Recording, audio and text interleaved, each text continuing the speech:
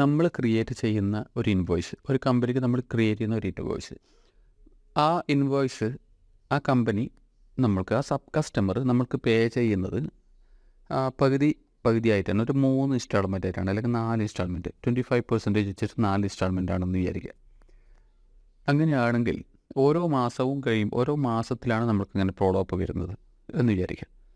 അതായത് ഓരോ 30 ദിവസം കഴിയുമ്പോഴും 25% വെച്ചിട്ട് 4 മാസം കൊണ്ട് കൊടുത്തത് അടച്ചു തീർക്കുന്ന രീതിയിൽ.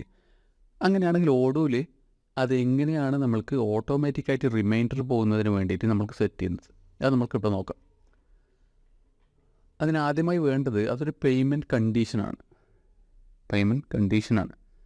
ഓക്കെ, അപ്പോൾ അക്കോർഡിങ്ങിൽ നമ്മൾ പേയ്മെൻറ്റ് ടേംസാണ് ആദ്യം സെറ്റ് ചെയ്യേണ്ടത്. പേയ്മെൻറ്റ് ടേംസ്, അതായത് അങ്ങനെ ഒരു ടേം നമ്മൾ ആദ്യം സെറ്റ് ചെയ്ത് വെച്ചിരിക്കണം. ഇതിലിപ്പോൾ നമ്മൾ നോക്കിയാൽ നമുക്കറിയാം ഒരുപാട് ടേംസുകൾ ഓൾറെഡി ഉണ്ട്. ഇമ്മീഡിയറ്റ് പേയ്മെൻറ്റ് 15, 21 ദിവസം, 30 ദിവസം, 45 ദിവസം എന്നൊക്കെ പറഞ്ഞിട്ട് ഒരുപാടുണ്ട്. നമുക്ക് പക്ഷേ പുതിയതൊന്ന് വേണം. ഓക്കെ, നമ്മൾക്ക് 4% ഇത് നിങ്ങൾക്ക് ഇഷ്ടമുള്ളത് എഴുതാം. ഇവിടെ ഞാൻ എഴുതാൻ നോക്കണ്ട, അത് നമുക്ക് മനസ്സിലാൻ വേണ്ടി നമ്മളെ പേയ്മെൻറ്റ് ടേംസ് എന്താണെന്നുള്ളതിൻ്റെ പേരാണ് ഇവിടെ കാണിക്കുന്ന, പേരാണ് ചോദിക്കുന്നത്. ഏർലി ഡിസ്കൗണ്ട് വേണമെന്നുണ്ടെങ്കിൽ അതൊക്കെ ഇങ്ങനെ വേറെ ടേംസ് ഉണ്ട്. അതായത് നേരത്തെ അടക്കുകയാണെങ്കിൽ ഡിസ്കൗണ്ട് കൊടുക്കേണ്ടതുണ്ടോ എന്നാണ് ചോദ്യം. നമ്മൾക്കിവിടെ 25%, 30 ദിവസത്തിന് ശേഷം. സ്വാഭാവികമായിട്ട് അടുത്ത ലൈനിൽ 75% സിസ്റ്റം കണക്കൂട്ടാണ്. നമുക്കതുപോലെ വീണ്ടും 25 60 ദിവസം കണക്കൂട്ടിയിട്ടുണ്ട്. വീണ്ടും അടുത്ത ലൈൻ അത് സിസ്റ്റം സ്വയം പറഞ്ഞു തരുന്നുണ്ട് നമുക്ക് 30 ദിവസത്തിന് കണക്കായിട്ട്. വീണ്ടും 25. അപ്പം അടുത്ത് നോക്കുമ്പോൾ 120 ദിവസം, ബാക്കി 25. ഇനി അടിച്ചാൽ 0 ആണ്, നമുക്കറിയാം. ഓക്കെ, അപ്പോൾ ഇത് സേവ് ചെയ്യും നമ്മൾ ഈ ടേം സേവ് ചെയ്തു. ഇനി നമുക്ക് കസ്റ്റമർ ഇൻവോയ്സസിലേക്ക് നമുക്കൊന്ന് പോയി നോക്കാം. ഇവിടെ പോയി നോക്കിയാൽ നമുക്ക് ഏറ്റവും വലിയ എമൗണ്ടിൽ നോക്കാം. 48,000 ഉള്ള ഒരു പെൻഡിങ് ഇൻവോയ്സിൻ്റെ അവിടെ ഡീകോ അഡിക്റ്റ് പറയുന്ന കമ്പനിക്ക് നമുക്ക് ഈ ഇതിനെ ഡ്യൂ ഡേറ്റ് ടുഡേ എന്നൊക്കെ കാണിച്ചിട്ടുണ്ട്. നമുക്കത് എഡിറ്റ് ചെയ്യാം. ഡ്യൂ ഡേറ്റിനെ നമുക്ക് പുതിയ ഇൻവോയ്സ് എൻട്രി ചെയ്ത് നമ്മൾ പ്രാക്ടീസ് ചെയ്യുന്നതിന് പകരം നമുക്കൊന്ന് എഡിറ്റ് ചെയ്യാം.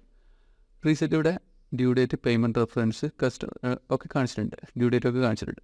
നമ്മൾ റീസെറ്റ് ടു ഡ്രാഫ്റ്റ് അടിക്കുന്നു.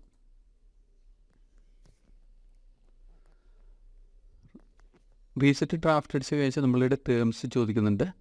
ഈ ടേംസിൽ നമ്മൾ ടൈപ്പ് ചെയ്തതുണ്ടോ നോക്കുക. നമ്മൾ കാണുന്നില്ല. സെർച്ച് മോർ ഉണ്ട്, അല്ലെങ്കിൽ പേര് ടൈപ്പ് ചെയ്യാം. ഇവിടെ ഉണ്ട്, ഇത് സെലക്ട് ചെയ്തു, ഇവിടെ വന്നിട്ടുണ്ട്. ഓക്കെ, ഇത് നമ്മൾ കൺഫേം ചെയ്യാം. നമ്മൾ ആ പേയ്മെൻറ്റ് ടേംസ് അപ്ഡേറ്റ് ചെയ്ത് കൺഫേം ചെയ്തു. ഓക്കെ, ഇത് നമ്മൾ കസ്റ്റമർ ഇൻവോയ്സിലേക്ക് പോയിട്ട് ഫോളോ അപ്പ് റിപ്പോർട്ട്സ് ഒന്ന് എടുത്ത് നോക്കിക്കഴിഞ്ഞാൽ ഇവിടെ ഡീകോ അഡിക്റ്റിന് ഇൻ നീഡ് ഓഫ് ആക്ഷൻ കാണിക്കുന്നുണ്ട്. അതൊന്ന് ക്ലിക്ക് ചെയ്ത് നോക്കാം. ഇവിടെ ഇൻവോയ്സ് നമ്പർ 3 നമ്മൾ എഡിറ്റ് ചെയ്തത്. ഇവിടെ ഈ 3-ന് 24 ദിവസം കൊണ്ട് ഇത് ഡ്യൂ ആകുന്നുണ്ട്. അതായത് അതിൻ്റെ ഇൻവോയ്സ് ഡേറ്റ് കുറച്ച് ബാക്ക് ഡേറ്റ് ആയിരുന്നു. അതുകൊണ്ടാണ് 24 ദിവസം, 6 ദിവസം മുമ്പത്തെ ഡേറ്റാണ് ഇതിൽ കാണിച്ചിട്ടുള്ളത്. അതായത് നമ്മൾ നോക്കിയാൽ 8/10 കാണിച്ചിട്ടുള്ളത്.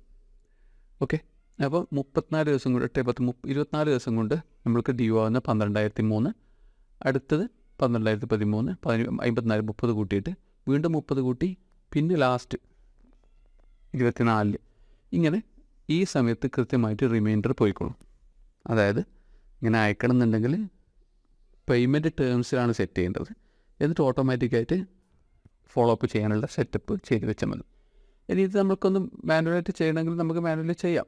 ഓക്കെ, ഇപ്പോൾ മാനുവലി സെറ്റ് ചെയ്യണമെന്നുണ്ടെങ്കിൽ മാനുവലി നമുക്ക് എഡിറ്റ് ചെയ്യാം. ഇവിടെ എഡിറ്റ് ചെയ്ത് ഡേറ്റും ആണെങ്കിൽ മാനുവലി എഡിറ്റ് ചെയ്യാം. ഓക്കെ, ഇങ്ങനെ ടേംസ് കൊടുത്തുകൊണ്ടാണ് നമുക്ക് ഫോളോ അപ്പ് ഓരോ കമ്പനി പാർഷ്യൽ പേയ്മെൻറ്റ് നടക്കുന്ന കമ്പനിക്ക് റിമൈൻഡർ സെറ്റ് ചെയ്യാൻ പറ്റും. Thank you.